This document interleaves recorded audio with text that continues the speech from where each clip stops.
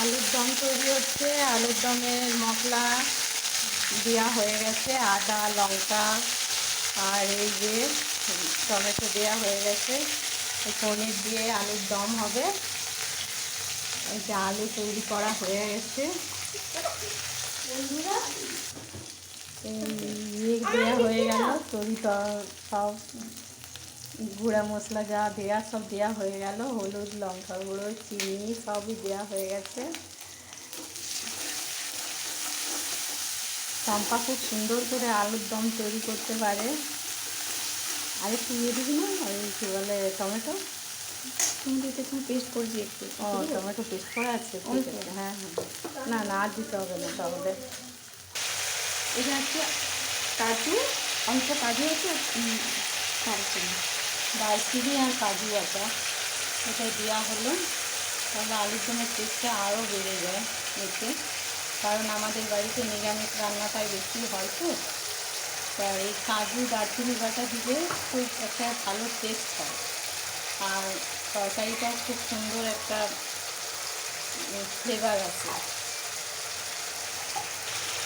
খুবই খুব সুন্দর একটা কালার চলে এসছে, আর গন্ধটাও দারুণ ছড়িয়েছে। এবার এই আলুগুলো দিয়ে দেওয়া হয়েছে। এবার মশলাটাকে খুব সুন্দর করে আলুর সাথে মাখিয়ে পরে বেশ সুন্দর করে কষিয়ে নিতে হবে। কষানো যত ভালো হবে তত রান্নার টেস্টটাও বাড়বে, তাই একটু কষিয়ে নিতে হবে। সুন্দর করে কষানো হয়ে গেছে, দেখুন তেল ছেড়ে দিয়েছে। এরপরে এতে জল দিয়ে দেবে।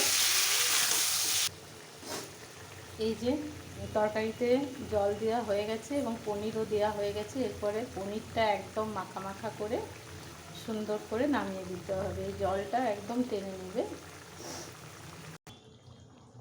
বন্ধুরা, তরকারিটা হয়ে এসছে, আলু পনিরের তরকারি। এবার একটু কাসুরি মেথি ছড়িয়ে দিচ্ছে। কাসুরি মেথিটা দিলে না তরকারিটার টেস্ট আরও বেড়ে যায়। এবার এটা দিয়ে বন্ধ করে দিতে হবে, কেননা এটা ফুটে গেলে ভালো লাগবে না, এটা দিয়েই বন্ধ করে দিতে হবে।